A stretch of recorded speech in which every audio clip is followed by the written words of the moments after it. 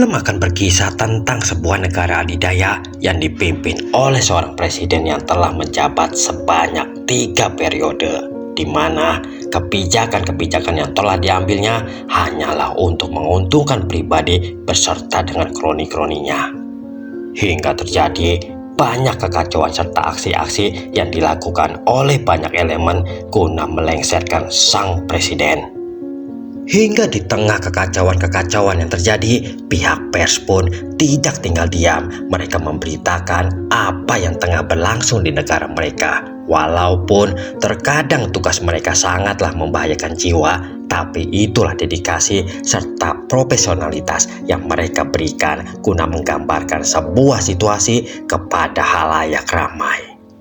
Bagaimanakah keseruan, konflik serta halangan apa yang mereka hadapi? Inilah alur film.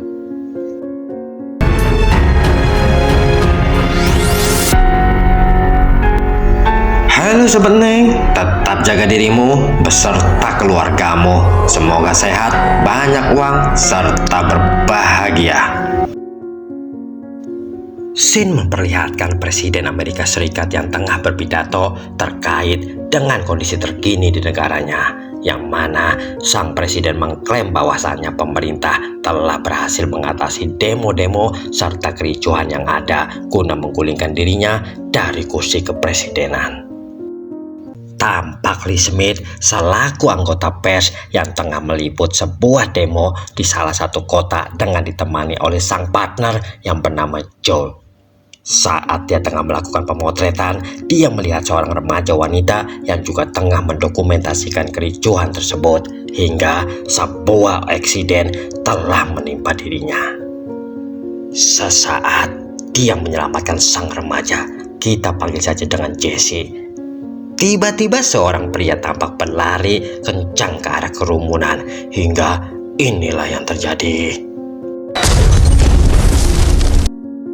Malam harinya, terlihat Lee, Joe beserta sang mentor yang bernama Sammy yang tengah membahas keinginan Lee guna melipir ke jantung pusat pemerintahan di Washington DC, dikarenakan mereka mendapati sebuah informasi bahwasannya pasukan barat yang membelot tengah menuju ke sana, dan Lee tidak ingin kehilangan momen yang sangat bersejarah untuk dia bisa sampaikan ke halayak.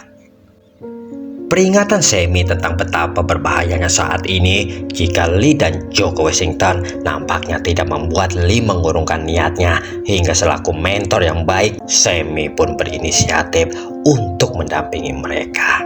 Ketika Lee ingin beristirahat, tampak Jesse datang ke hotel tersebut guna menemui Lee. Selain untuk mengucapkan terima kasih, dia pun ingin mengembalikan rompi pers yang tadi siang diberikan oleh Lee kepadanya. Hingga diketahui kalau Jesse ini melakukan semuanya dikarenakan dia terinspirasi oleh Lee dan dia ingin seperti Lee di kemudian hari. Keesokan harinya, secara tidak terduga, Jesse sudah nampak berada di dalam mobil, hingga Joe yang coba untuk menjelaskan kalau dia sangat terkesan dengan keberanian Jesse kemarin. Dan karena Joe tahu Jesse ini ingin seperti Lee, maka semalam di hotel, Joe lalu mengajak Jesse untuk meliput berita di Washington DC. Di sepanjang perjalanan, mereka banyak menemukan pemandangan-pemandangan yang sangat miris berikut dengan kendala-kendala yang menghadang mereka, seperti bangkai-bangkai mobil yang berserakan, bahkan bangkai sebuah helikopter yang berada tepat di depan gedung. Mereka pun bahkan harus melewati pos penjagaan untuk setiap kendaraan dan orang yang melintas. Dan yang lebih parahnya lagi, pom bensin tidak mau menerima uang dolar Amerika. 300 Canadian.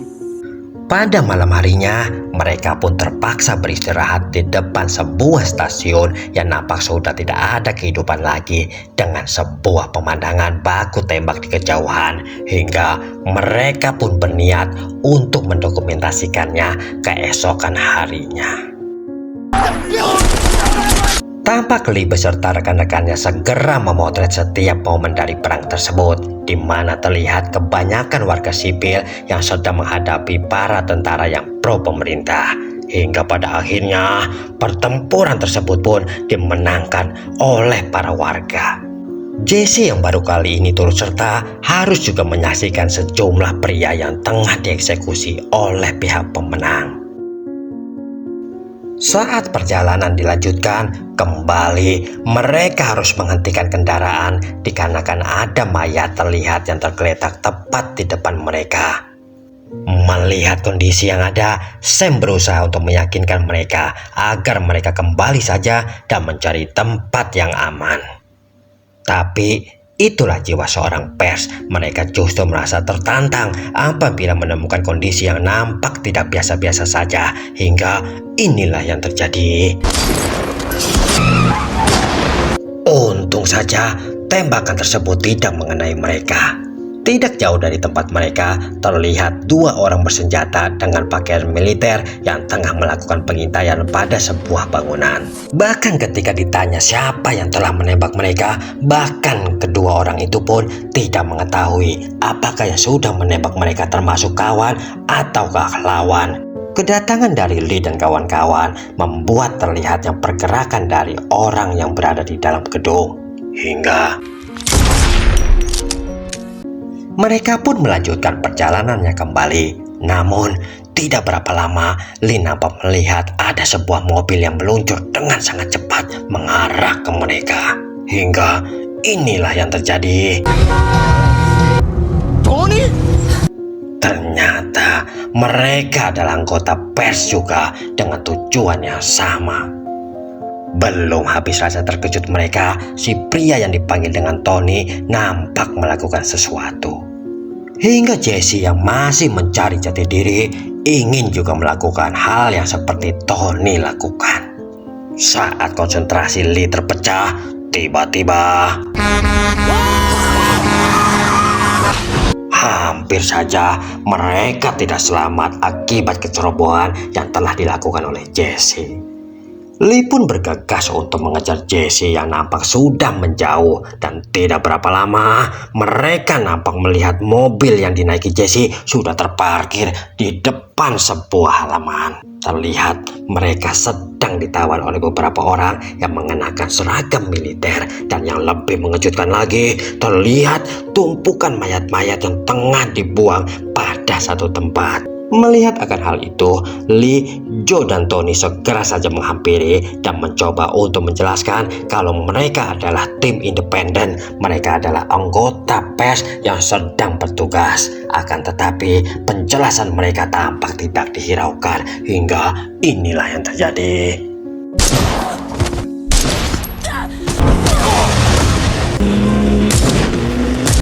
Sam memacu mobilnya dengan sangat cepat hingga dirasa sudah cukup jauh. Dia lalu menghentikan mobilnya dikarenakan ada peluru yang ternyata tepat mengenai dirinya. Terlihat mereka yang sudah berada di tengah-tengah markas militer pasukan barat yang juga ingin menuju ke Washington DC guna mengkudeta sang presiden. Hingga pada akhirnya mereka pun bersama-sama pergi ke sana. Dan terjadilah perang antara saudara, antar sesama anak bangsa yang masing-masing mengklaim tentang satu kebenaran. Tampak pasukan barat yang terus merangsek hingga ke Gedung Putih, sementara Lee beserta Jesse sesekali nampak memotret kejadian demi kejadian. Saling serang di antara mereka pun semakin sengit, bahkan tank-tank sudah mulai mendekat ke Gedung Putih hanya untuk satu tujuan, yaitu melenyapkan sang presiden beserta kroni-kroninya.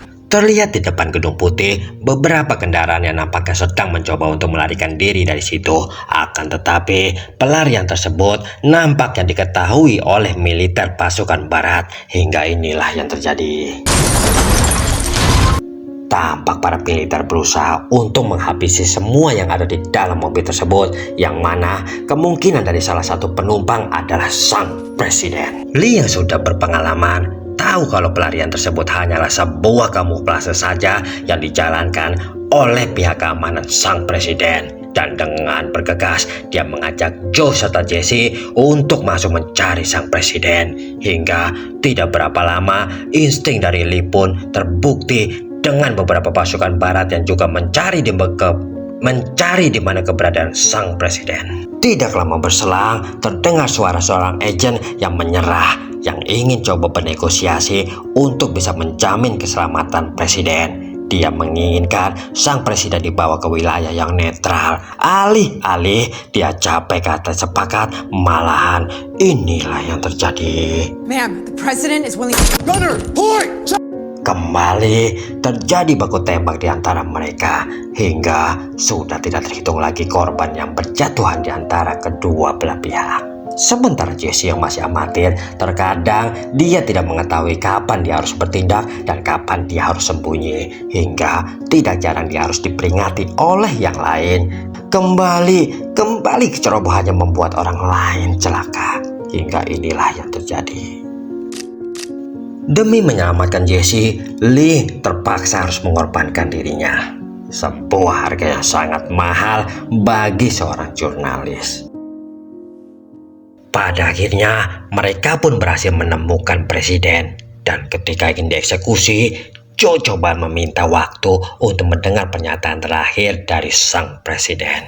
Don't let him kill me. Yeah, that'll do.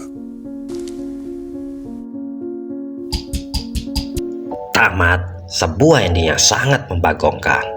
Pesan yang bisa kita ambil, lakukan apapun pekerjaanmu dengan seprofesional mungkin. Ingat, proses tidak akan mengkhianati hasil. Kalau kamu berharap hasil yang bagus, sementara proses yang terbaik tidak kamu lakukan, kalaupun hasilnya bagus, itu pasti hanyalah kebetulan semata. Terima kasih kami ucapkan sebesar-besarnya bagi kamu yang sudah menonton dari awal sampai akhir film. Hingga tibalah saya harus ucapkan, jamin.